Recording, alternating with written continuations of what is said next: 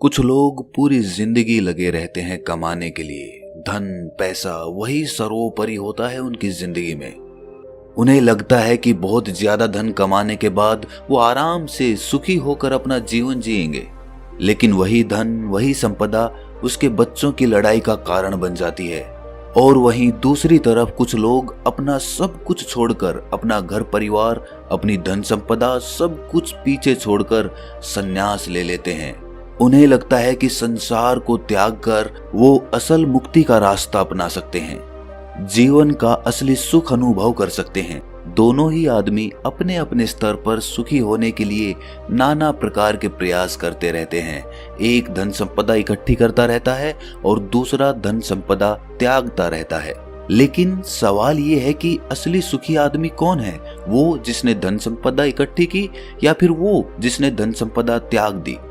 और अगर इन दोनों में से कोई नहीं, तो किस प्रकार का इंसान हमेशा सुखी रह सकता है?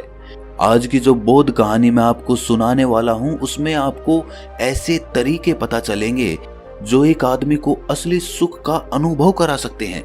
इन तरीकों से जीवन यापन करने से आपको असली सुख के बारे में पता चलेगा, असली आनंद के बारे में, जिसे हम कहते हैं परमानंद, परमानंद, परमानंद। इससे पहले कि आप इस कहानी में खो जाएं, इस चैनल को सब्सक्राइब जरूर कर लें। तो चलिए कहानी शुरू करते हैं। जब किसी के घर में वैरागी मन का बच्चा पैदा हो जाए तो घर वालों को बहुत चिंता हो जाती है। घर वाले सोचते हैं कि ये संसार में कैसे जिंदा रहेगा, कैसे धन कमाएगा, कैसे अपना पालन पोषण करेगा, क्योंकि वैरागी मन का बच्चा अक्सर संसार से विरक्त ही रहता है। वैराग्य का मतलब ही अपनी मस्ती में खो जाना होता है।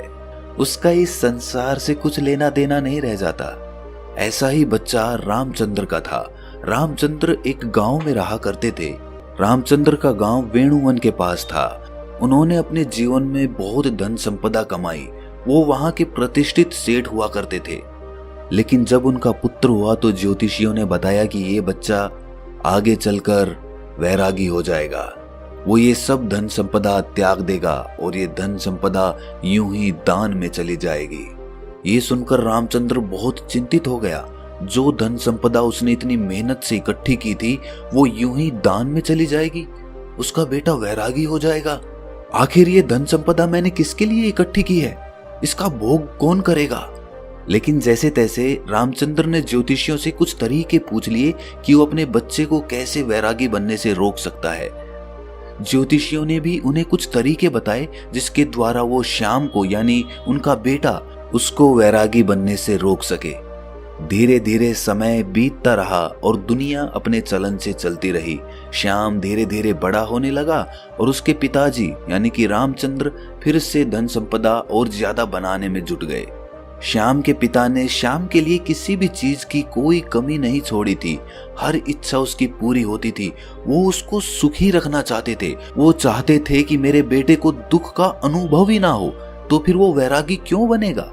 लेकिन जब श्याम 7 साल का हुआ तो एक दिन उनके द्वार पर एक बौद्ध भिक्षु पहुंच गया। वो वहां पर भिक्षा मांगने के लिए आया था, लेकिन श्याम उसके साथ घंटों बातचीत करता रहा। उसके पिता को जब ये पता चला तो वो श्याम को डांट कर उस बौद्ध भिक्षु से दूर ले गए।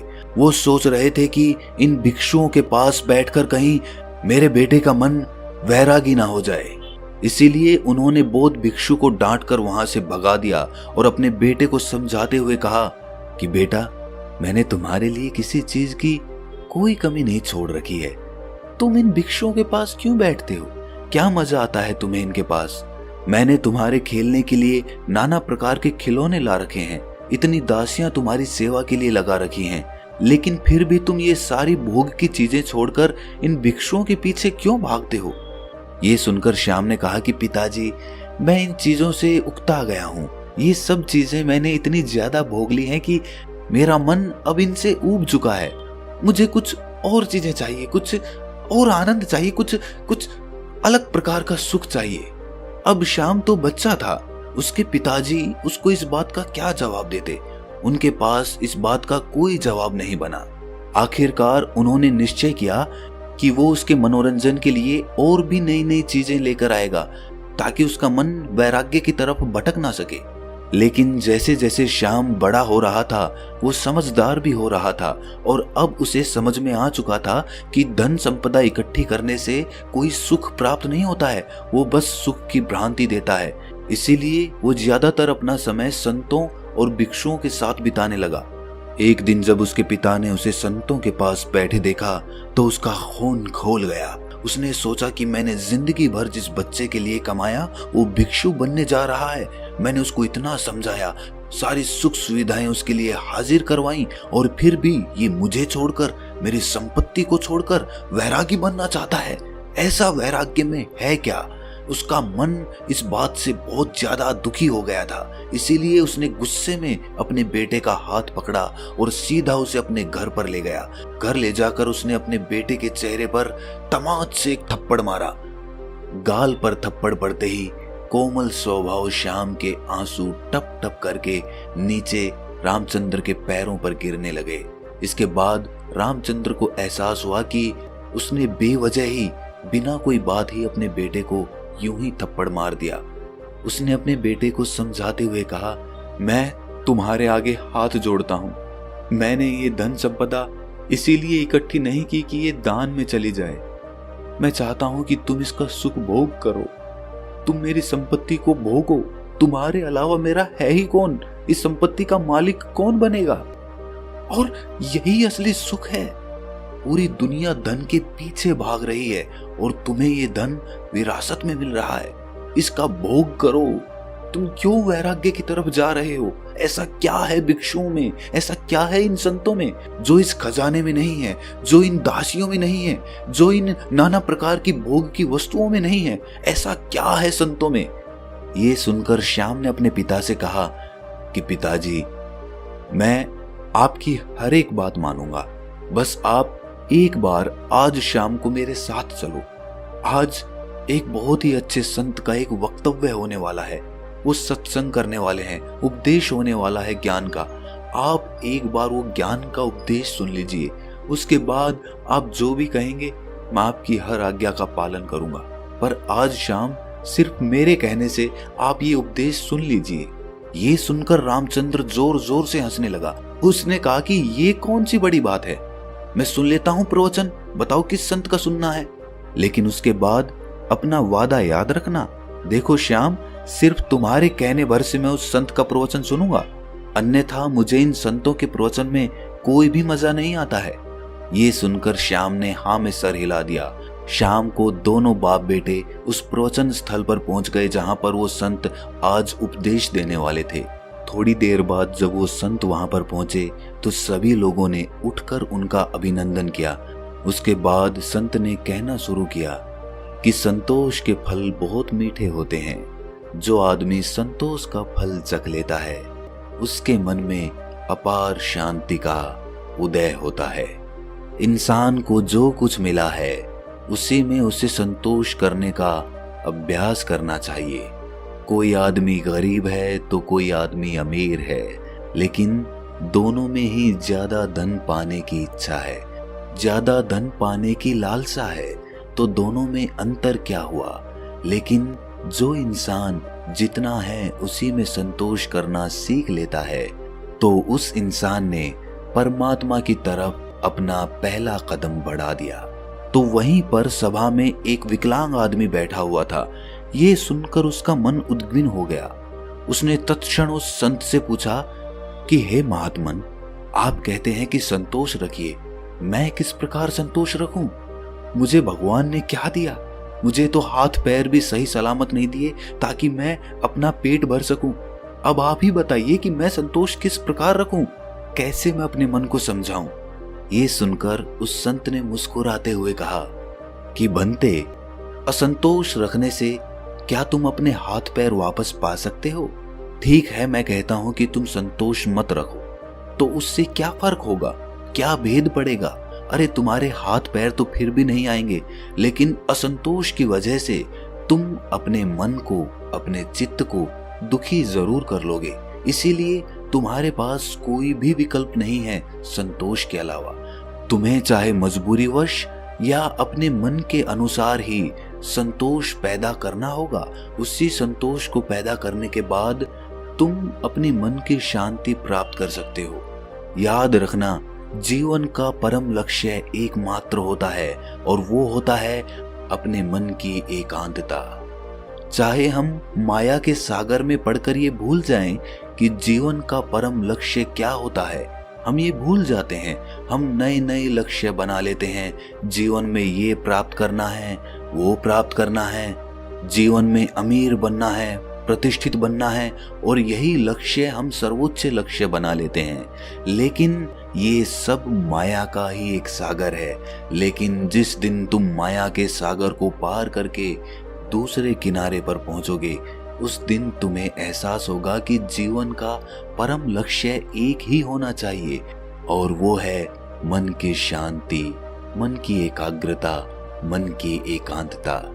और जब तुम अपने मन के एकांत को पहचान लेते हो, उसे अनुभव कर लेते हो, उसके आनंद को चख लेते हो, तो फिर व्यर्थ के लक्ष्य, व्यर्थ की चिंताएं, सब कुछ पीछे छूट जाता है और बच जाती है एक चीज, और वो है मन का एकांत। इसके बाद उस संत ने उस विकलांग आदमी से पूछा कि चलो तुम ही बताओ, अगर तुम्हारे हाथ पैर होते तो तुम क्या करते? क्या तुम उस वक्त खुश रहते, सुखी रह सकते? जरा सोचो, अगर आज तुम्हारे हाथ पैर आ जाएंगे तो तुम अपने जीवन में नए लक्ष्य स्थापित कर लोगे कि मुझे ये बनाना है, मुझे ये चाहिए, मुझे वो चाहिए, और उसके बाद वो नहीं मिलेंगे तो फिर से मन में असंतोष पैदा होगा। असंतोष का हमारे शरीर से कुछ लेना देना नहीं है, उसकी उत्पत्ति तो मन से होती है, चीजों का भराव तो मन से होता है। अक्सर मैंने विकलांग लोगों को हंसते हुए देखा है और हट्टे कट्टे तंदुरुस्त लोगों को रोते हुए देखा है। तो संतोष और शांति का आपके शरीर से कोई लेना देना नहीं है। अपने मन को परिपक्व कीजिए, अपने मन को समझाइए, विवेक पैदा कीजिए कि माया के सागर को पार करके मन की शांति तक कैसे पहुंचना है। और माया को समझने के लिए हमें कोई वैरागी नहीं बनना है। वैराग्य तो छोड़ना होता है, छोड़कर भाग जाना होता है। हमें पहले माया को संसार में रहकर समझना होगा, और जब हम माया को समझ जाएंगे तो उसके बाद हम सुखी मन से, तृप्त मन से संन्यास या वैराग्य धारण कर सकते हैं। माया में जकड़ा हुआ आदमी सुख संपत्ति को ही असली सुख समझता है। संपत्ति, धन, प्रतिष्ठा, यही उसके लिए सर्वोच्च होते हैं। लेकिन अगर वो अपना विवेक माया से कभी ऊपर उठा पाया तो वो जरूर ये एहसास कर पाएगा कि असली सुख और असली आनंद का इस धन संपदा से कोई लेना देना नहीं है। वो तो निरंतर है। वो परमानंद तो किसी चीज से जुड़ा हुआ नहीं है। वो तो सिर्फ परमात्मा के लिए है, उस शाश्वत सत्ता के लिए है जो उसको माया से पार उतार रही है। प्रभु का स्मरण या कहें कि ध्यान, ये दोनों चीजें आपको माया से ऊपर उठाकर एक नया नजरिया प्रदान करती है, और वही नजरिया परमानंद का होता है। ध्यान और प्रभु के स्मरण के अलावा अगर हम प्रेम का रास्ता चुनते हैं, दिव्य प्रेम का, तो भी हम उस परमानंद को हासिल कर सकते हैं। और प्रेम का रास्ता ध्यान के रास्ते से कहीं आसान है। इसीलिए दिव्य प्रेम का अभ्यास कीजिए। वो प्रेम जो किसी चीज से जुड़ा हुआ नहीं है, जो स्वतंत्र है, जो आजाद है, जो सभी प्राणी मात्र के लिए है। 3 रास्ते जो माया से ऊपर उठाकर परमानंद की स्थिति प्रदान करते हैं, ध्यान, प्रेम और प्रभु का स्मरण। आप कोई भी रास्ता अपना सकते हैं, सभी रास्ते एक ही मंजिल पर पहुंचते हैं। आज की युवा पीढ़ी अक्सर अपना समय गीत सुनने में लगा देते हैं, फिल्मी गीत, सिनेमा इत्यादि में अपना समय बिताते हैं। लेकिन हमारे पूर्वज हुआ करते थे जो सुबह और संध्या दोनों वक्त आरती और भजन किया करते थे, ढोल बजाते थे, कुछ लोग गाते थे और साथ मिलकर भजन कीर्तन किया करते थे। एक सत्संग होता था। लेकिन आज की युवा पीढ़ी इन सब चीजों को पीछे छोड़ चुकी है। भजन, आरती, कीर्तन, सत्संग इत्यादि करने से क्या होता है? आप उन लोगों को अंधविश्वासी कहते हैं। क्या आपको इसके पीछे का विज्ञान पता है कि भजन कीर्तन करने से मन के कौन से द्वार खुलते हैं? चलिए मैं आपको बताता हूँ। जब भी हम कोई भजन कीर्तन करते हैं, उसमें शामिल होते हैं, तो उसमें हमारा चित्त शामिल हो जाता है। कोई आदमी बजा रहा होता है, कोई गा रहा होता है, कोई ताली बजा रहा होता है, और इस भजन और कीर्तन के साथ अपनी जिंदगी के अतीत की चिंताएं पीछे ही छोड़ देता है और उसी भजन में उसका मन लग जाता है। वो मन धुल जाता है, वो मन पवित्र हो जाता है, जैसे किसी ने हमारे मन को साफ पानी में धोकर बाहर निकाल लिया हो। ऐसे ही क्षण होते हैं ध्यान के, और वही क्षण भजन कीर्तन और सत्संग में मिलते हैं। इसीलिए आज के बाद कभी भी ये मत सोचना कि भजन कीर्तन और सत्संग सब व्यर्थ होता है। व्यर्थ कुछ नहीं होता, व्यर्थ होती है हमारी सोच। इसीलिए युवा पीढ़ी से मेरी गुजारिश है कि भजन कीर्तन और सत्संग या ध्यान, प्रेम इत्यादि में अपना समय बिताएं, इनके बारे में समझें, ताकि आप अपने मन के परमानंद के द्वार को खोल सकें, एक अद्भुत आनंद अनुभव कर सकें। उसमें मेरा कोई फायदा नहीं है, ना ही मेरा कोई नुकसान है। मैं तो बस ये चाहता हूँ कि जो स्वाद मैंने लिया, जो स्वाद मैंने चखा, जो मुझे अच्छा लगा, वो दूसरे लोग भी चख सकें, वो भी उसका स्वाद उठा सकें। ये भजन कीर्तन सत्संग वगैरह आप अपने घर पर भी कर सकते हैं, अपने दोस्तों के साथ भी कर सकते हैं। जो समय आप गप्पे लड़ाने में लगाते हैं, वही समय आप कुछ नई कला सीखने में लगा सकते हैं। आप ढोल बजाना सीख सकते हैं, आप कोई भजन याद करके उसको गाना सीख सकते हैं। इससे आपकी कला तो निखरेगी ही, साथ ही आपके मन भी धुल जाएंगे। उनको एक अभूतपूर्व शांति का अनुभव होगा, एक प्रेम का उदय होगा, परमात्मा का द्वार खुलेगा। आखिर में एक बात कहना चाहता हूँ कि अमीर और गरीब दोनों में कोई भेद नहीं है। जब तक आदमी माया के सागर को पार करके परमानंद की अनुभूति नहीं ले लेता, और जिस आदमी ने परमानंद की अनुभूति ले ली, ना तो वो गरीब रहता है और ना ही वो अमीर रहता है। वो सम्राट बन जाता है, क्योंकि उसने वो चीज अनुभव की है जो एक अमीर और गरीब दोनों में से कोई नहीं कर पाया। इसीलिए एक मध्यम वर्गीय आदमी जो कि मेरी ये वीडियो देख रहे हैं, वो भी इस माया के सागर को पार करके परमानंद को हासिल कर सकते हैं। बस उन्हें अपने मन को एक नई धारा देने की जरूरत है, एक नया रास्ता दिखाने की जरूरत है। उसके बाद आप अपने व्यर्थ के लक्ष्य छोड़कर उस लक्ष्य की तरफ चलेंगे जो वास्तविक है, जो वास्तविक आनंद प्रदान करता है। और उसके बाद आपके मन की सारी भ्रांतियां टूट जाएंगी कि असली सुख कैसे प्राप्त किया जाता है। तो दोस्तों, कैसी लगी ये कहानी आपको कमेंट सेक्शन में जरूर बताना, और अच्छी लगी तो इस चैनल को सब्सक्राइब जरूर कर लेना। तो मिलते हैं अगली कहानी में, तब तक के लिए अपना ख्याल रखें।